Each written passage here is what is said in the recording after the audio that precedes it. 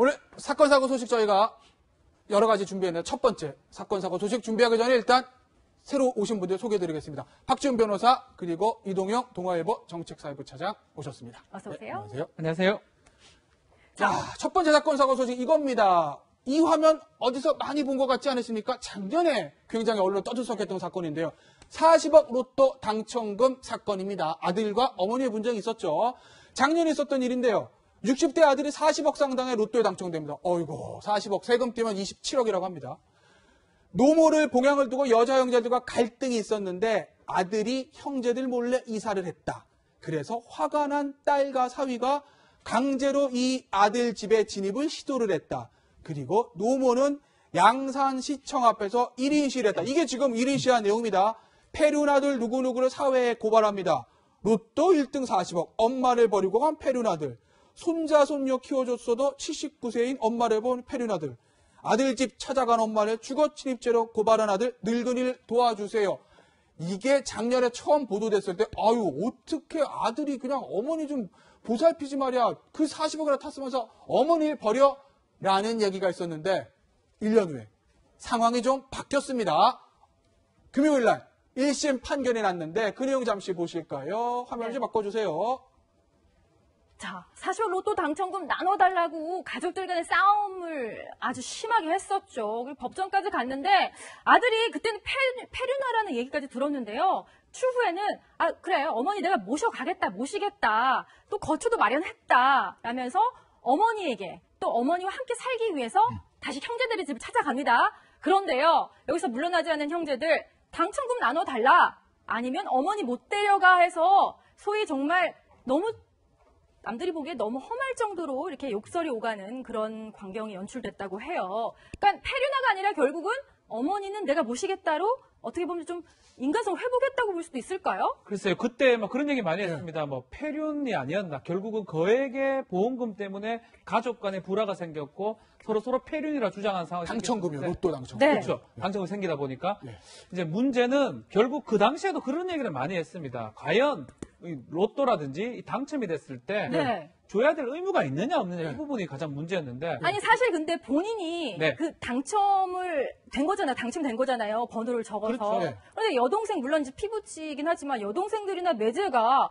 우리도 나눠달라 이렇게 할 수 있는 법적인 권리는 없는 거죠. 전혀 없죠. 만약에 이제 당첨됐을 때 주겠다고 약속을 했다 그러면 뭐 달라질 수가 있지만 그런 것도 아니고 본인 혼자서 당첨이 된 거고 도의적으로 주는 거는 뭐 괜찮지만 법적으로 이걸 달라는 권리는 사실 없다고 봐야 될 것 같고요. 그럼에도 불구하고 매제든지 여동생들이 집에 열쇠 수리공 불러서 침입하기도 하고 협박도 하기도 하고 이런 상황이 생기다 보니까 결국은 이 당첨자 남성이 경찰에 고소를 하게 됐고요. 이제 재판 결과가 난 것입니다. 자, 당시 이제 1인 시위 할 때가 할머니를 인터뷰한 할머니 당시 목소리가 있는데 그 목소리, 당시 목소리입니다. 지금이 아닙니다. 작년에 할머니의 목소리 한번 들어보시겠습니다.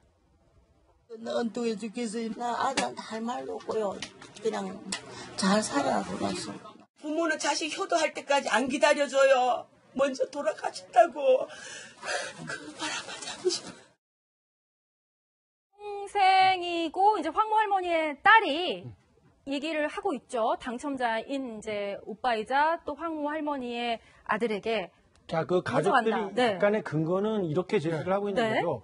이 당첨자가 이제 60대에 접어들었는데요. 당시에 경기도 한 지역에서 혼자 일용직 근로자로 일을 하면서 살았답니다. 이 사람이 일남 일녀를 두고 있었는데 이 노모가 부산에서 월 사글세방에서 보살피고 있었던 거죠. 이런 정황을 잘 아는 여동생들이 엄마가 이렇게 어렵게 봉양을 해오고 있었고 아마 드러나진 않았습니다만 자신들도 거기 역할을 했다라고 주장하지 않았을까 싶어요. 그래서 이렇게 당신 아들, 딸을 우리가 엄마와 함께 봉양을 보살펴왔는데 정작 당첨이 되고 나니까 나 몰라라 하면 되겠어? 돈을 좀 내야 될 거 아니야? 이렇게 주장을 했지만 그 과정에서 무리하게 열쇠 수리공을 불러서 집에 무리하게 침입을 한다든가 이런 것 때문에 본인들이 사법 처리를 받는 그런 결과를 빚고 말았습니다. 이번 판결 과정에서 어떤 게 밝혀졌냐면요. 저희가 한번 말씀드릴게요. 처음에는 저 시위하고 그럴 때는 이 완전 페륜아들인 줄 알았는데 이 수사와 재판 과정 이런 게 밝혀진 겁니다. 이 아들이 두 여동생한테 찾아가서 어머니 내가 모셔서 뭐 잘 모실게. 집도 마련해놨어라 얘기를 합니다. 그런데 두 여동생들이 당첨금 나눠줘. 그렇지 않으면 어머니 못 데려가라고 해서 동생들이 거부해서 이 당첨자가 어머니를 못 데려갔다는 겁니다. 그래서 그 다음 상황 보실까요? 화면 좀 바꿔주세요. 예, 그래서 이 매제하고 여동생들이 그 오빠 집에 찾아갑니다. 여동생가 남편이죠. 열쇠 수린공을 불러서 집 잠금 장치를 부시고 들어갑니다. 또 당첨자의 딸, 그러니까 이 여동생들한테 조카하고 고모 사이 아닙니까?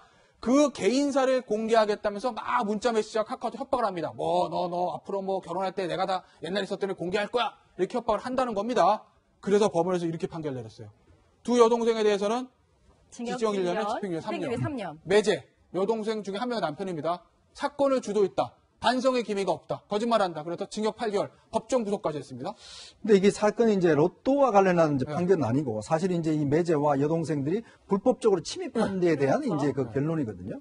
그러니까 그러면서 본다면 지금 이제 그 로또 당첨자 같은 경우는 지금 현재 아파트 2채를 마련해서 예. 사실 거기에 뭐 이제 뭐 하려고 이제 하고 있는 모양이에요. 네. 근데 사실 이제 저는 모르겠습니다만 이 가족 간의 사실 문제지 않습니까? 이게 이제 어렵게 지내다가 사실 로또 27억이 이제 갑자기 생기니까 아이고. 이제 그거를 안 여동생과 이제 매제와 네. 또 어머니가 그러면 좀 가족들 다들 어렵게 지냈는데 네. 좀 그래도 이렇게 좀 나눠줘야 되는 거 아닌가? 네. 이제 거기서부터 사실 문제 발단이 네. 좀 시작된 것 같아요. 네. 그러면서 본다면 당첨자도 제가 볼 때는 이 문제를 좀 제대로 현명하게 풀지 못한 측면도 있는 것 같고 예. 아마 이제 여동생들 입장에서 또 어머니한테 이야기를 했겠죠. 예. 뭐 이게 그냥 좀 가서 이제 시위도 하고 이런 것 자체가 보면 네. 그래서 어떤 면에서 본다면 이제 이 어떤 로또 당첨금과 관련된 어떤 이런 결론이라보다는 사실 네. 이제 가족 간의 로또와 관련된 것은 여전히 사실 이제 좀 논란의 소지. 이거 어떤 면에서 보면 도덕적이고 좀 네. 가족 간의 윤리라든지 이런 관련한 논란의 소지는 좀 있는 것 같습니다. 그렇죠. 또 어머니 입장에선 자식들이 이렇게 갈갈이 서로 싸우는 것도 참 마음이 아플 것 같아요. 그리고 앞서서 소개해드렸듯이 그 오빠가 찾아가니까 어머니 모시겠다고 못 가. 어머니 못 가면서 사실상 어머니를 인질로 잡은 거라고도 볼 수 있잖아요. 그러니까 그런 부분들이 재판 과정에서 반영된 것으로 보입니다. 네. 부모 침입죄, 협박죄 3년 이하의 징역 정도고 일반적으로 가족 간에 저런 일이 일어난다 하면 많이 반영이 되기 때문에 예. 뭐 벌금 내지 뭐 500만 원의 벌금입니다. 벌금의 초범이라면 뭐 좀 그런데 아마 나쁘게 본 것 같아요. 특히 매제라는 사람은 경찰 신고도 주도를 했고 네. 열쇠 수리공도 부르고 인질 잡는 그런 모습을 보였다고 아마 법원을 판단하고 끝까지 반성하지 않았기 때문에 결국 여동생은 집행유예 봉사가 200시간입니다. 상당히 중형이라고 봐야 되고 네. 매제는 그냥 8개월로 그날 그 자리에서 구속을 법정 시켜버렸거든요. 구속. 네. 법원에서 가족 간의 분쟁이면 약간 봐줄 수도 있는데 네. 도저히 봐줄 수 없다고 판단한 게 아닌가 이렇게 보입니다. 이도영 차장 이런 사건 사고 많이 보셨을 거 아니에요? 이 로또 가지고 가족끼리 분쟁 나는 거 왜 그러는 거예요? 이게 이제 큰 돈이 생기다 보니까 네가 그동안에 생활하는 데 있어서 나의 역할이 얼마나 컸는지를 아느냐라고 하면서 공동체 의식을 너무 강조하다 보니까 이런 일이 생기는데요. 네. 뜻하지 않게 거액을 상금으로 이렇게 받게 된 분들도 준비 없이 거액을 한꺼번에 이렇게 타다 보니까 어떻게 사용을 해야겠다라고 계획 없었겠죠. 네. 네. 그러다 보니까 가족들하고 나 이게 당첨이 됐는데 라고 말을 하지 않았으면 모를까. 안 왔으면 모를까. 이렇게 말을 하고 나서 보면 저쪽에서는 그러면 나 얼마라도 줘라고 했을 때 예. 그 금액이 내가 느끼는 주고 싶은 금액보다 항상 크게 느껴지기 네. 마련이거든요. 그렇다 보니까 이런 갈등이 생기는데 내가 어느 정도의 금액을 가지고 행복하게 살 수 있을까? 내 처지에서 이런 것들을 고려하지 않고 무턱대고 큰 돈을 갖게 된다면 네. 결코 행복하지 않다. 이런 그러게요. 평범한 진리를 또 한번 보여주는 거. 다음 소식 전해드리려고 해요. 그러니까 거액의 기부자에게 가짜 기부 천사라는 악플이 달렸다. 이게 무슨 얘기냐면요. 이종환 삼영화학 명예회장 훌륭하신 분이에요. 그러니까는 교육산업에 기부도 하고 장학재단도 만들고 여러 가지 후학 양성에도 힘쓰고 또 우리나라의 명문 공립이죠. 서울대학교에도 그 도서관 설립에도 상당수의 액수를 기부한 이런 사회사업가인데 영문도 모르는 일이 발생을 합니다. 이모 씨가 있습니다. 대학 강사인데요. 중국에서 교폰을 잡고 있는 SNS에 이종환 삼영화학 명예회장에 대해서 비방을 하는데 어느 정도로 비방을 하느냐면요. 칠파다. 일본 군가 수십 개 매일매일 부르고 정말 이 사람 여러 가지로 가정적으로도 문제가 많은 사람이다.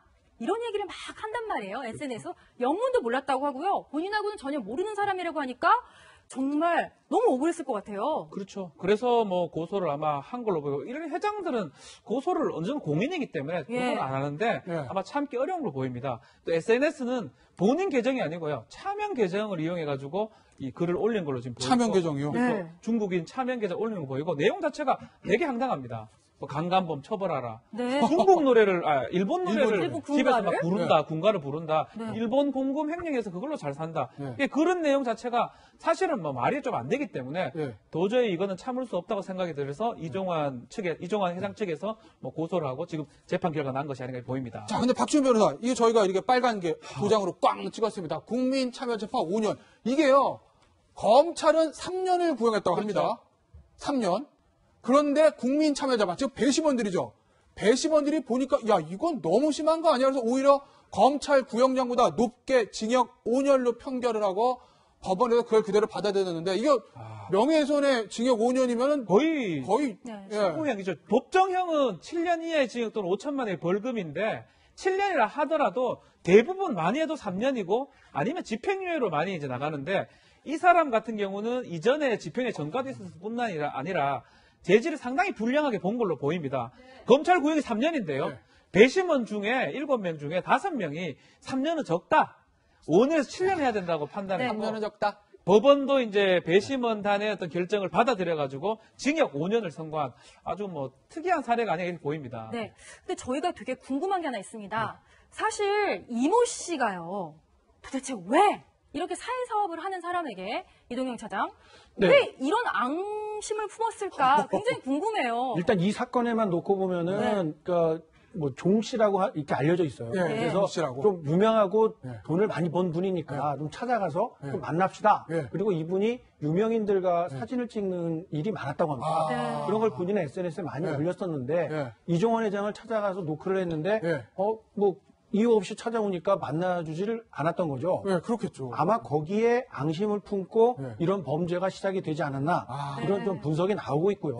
그리고 일반적으로 보면 저렇게 악플을 막 다는 사람들은 또 저렇게 아주 근거도 없고 막 입증이 안 되지 않습니까? 그렇죠. 그렇게 올려놓고 보면 많은 사람들이 이거 뭐지 하고 열심히 보고 진짜인지 알고 또 퍼나르는 분들도 적지 않이 있습니다. 이렇게 세상에 관심을 좀 받기 위해서 내지는 상대방에게 정말 돌이킬 수 없는 치명상을 입히기 위해서 아무 근거도 없는 저렇게 비방의 글을 올리는 분이 아직까지 적다는 것 같습니다. 이제 이종환 회장은 사실은 일본 유학을 다녀오셨기 때문에 일본 유학 다녀오시고 사실 아시겠지만 이종환의 삼형화학이라는 회사가 우리나라의 플라스틱 그릇 그거 하고 이제 그 전기에 쓰는 애자 이걸로 돈을 굉장히 많이 벌었습니다. 근데 이제 이분이 둘째 아들이 있었는데 굉장히 많이 아팠어요. 아이고. 그거를 아들을 치료하기 위해 사실은 이분이 이제 병원을 설립하려고 했어요. 그래서 한 돈을 1,000억 정도를 모았습니다. 근데 병원 설립 자체가 워낙 어려우니까. 어렵죠. 그럼 도저히 안 되겠다. 그럼 내가 이 돈을 가지고 사회 사업을 좀 해야 되겠다. 그래서 돈을 모아서 사실은 이제 사회 사업을 굉장히 많이 벌이신 분이에요. 그리고 서울대학교에도 이제 본인이 나온 모교에도 도서관도 지어주고 사실 우리나라에서 이종환 회장만큼 이렇게 사회 기부 많이 한 분이 없어요. 거의 본인 재산이 한 1조 원이 넘는데 그분이 대부분을 지금 현재 그 기부를 하고 계시거든요. 굉장히 훌륭하신 분인데 사실 그런 분에 대해서 지속적으로 이렇게 하니까 그리고 또 최근에 또 문자 폭탄이 사회적으로 문제가 되고 있어요. 그렇죠. 아마 제가 볼 때 이번 판결 자체가 보면 이런 어떤 그 근거 없는 어떤 협박과 비난 이것에 대해서 좀 경종을 울리는 그런 판결이 아닌가 싶습니다. 네. 다음 사건 넘어